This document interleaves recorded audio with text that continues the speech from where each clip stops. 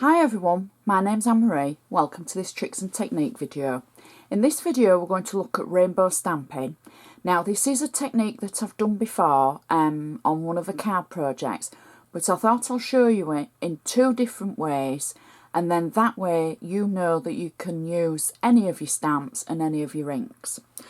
So the first thing I'm going to do is I'm going to use the stamp that we've been using throughout the tricks and techniques. This is a Spellbinders stamp. It's quite a large one, and I don't know the precise name, but I call it the Happy Heart. So it's a really nice one. It's quite big, and we've used it in our stamping, our heat resist stamping and things like that. So I've got it already mounted on my wood block. It doesn't look very wood. On my Perspex block. And I'm going to start off and I'm going to use two distress inks. I'm going to use Fired Brick and I'm going to use Dusky Concord. So now I personally don't mind when I use my inks. You might get a little bit of cross-contamination on them. It doesn't bother me. If I see that I've got the extra ink on one of the pads, I will just wipe it onto a kitchen towel, and then that way that'll take away the ink that's shouldn't be there basically. So all I'm doing is I'm tapping the Dusky Concord onto half of the heart, so light tapping as you would normally, and then I'm going to take the Fired Brick and I'm going to do exactly the same on the opposite side, like that. Just light tapping and just through one area. Now in the middle, obviously they're going to cross over a little bit, but that's the beauty of rainbow stamping. So you can get ink pads that are in a blend and range of colours, and that would take the pressure off you using your normal ink pads. But if all you've got are your normal ink pads, that's what you're going to use. So now, just as normal, I'm going to stamp this onto the card. There we go. Now I've not used my stamping mat. I've got a stamp mat that helps, and that would have given me a clearer image. But you can see the actual colour through the actual stamp. So that's how you would use your two colours on a stamp like that. Now that's using the distress ink, and it's given a good clear stamp, and it looks really cool. So the other way that you can use them, and I'm just going to take my stamp off my block, and then I want to show you that you can use it for any of your stamps. Now, as a lot of you know, these are my favourite stamps in the whole wide world. They're Anna Griffin stamps, and they are the chalkboard stamps. I use them so much in so many of my different projects, and I'm going to use the Thank You Very Much stamp.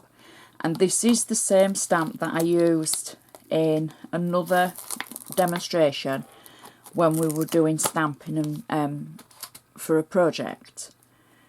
So I'm going to pop that on my block like so, and then I'm going to use some ink from Anna, and I'm going to tap it lightly at the top, and this is a red ink pad. There we go. And then I'm going to use blue one. This is from the Summer Fall collection from Anna.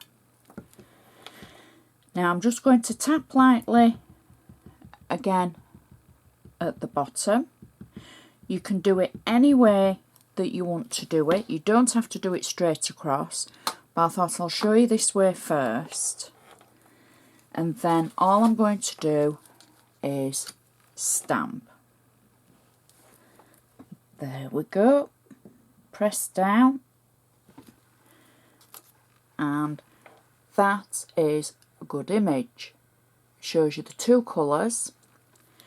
Now the next thing that you can do, instead of going straight across, you can build up an effect on your stamp.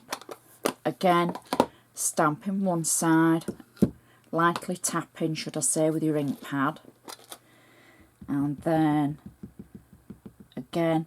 So this is more diagonal if you don't want the straight line, like that.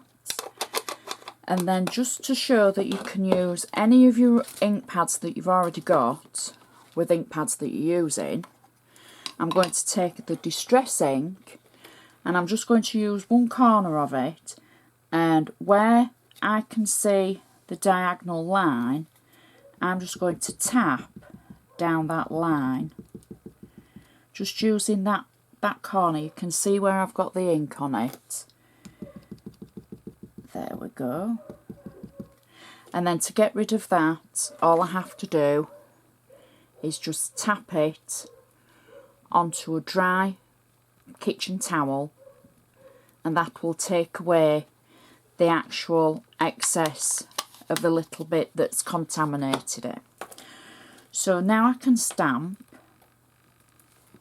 The only thing I wouldn't do is, because these aren't permanent inks, I wouldn't try the rainbow stamping with permanent inks, because then that's a whole different ball game, and you might get yourself, your contamination might just stay and all this, and you won't be able to get rid of it.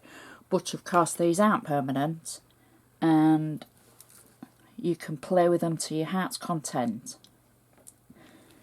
And that is more of a rainbow effect with our red and our purple and our blue.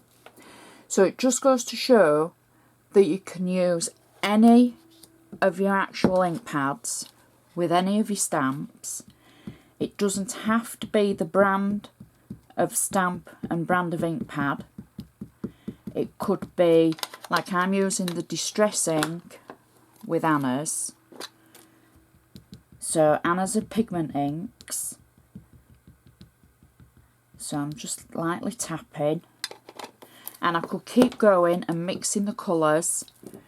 It wouldn't matter, because when we're finished, then we can clean our stamp and start again. There we go.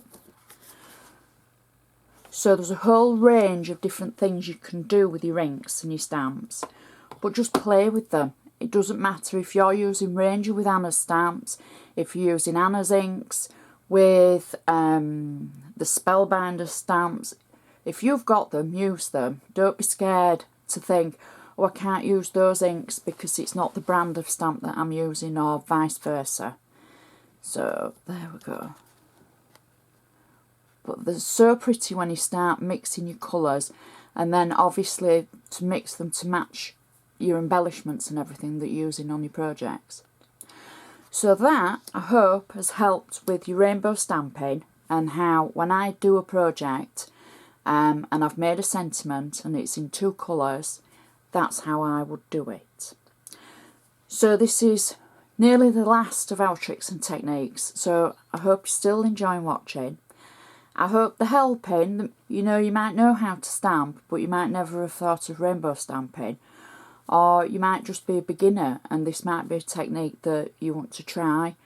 So I just hope as I say, hope I'm helping. So thank you so much for watching. Please click that like button, send me a comment because I love hearing from you, and see you next time.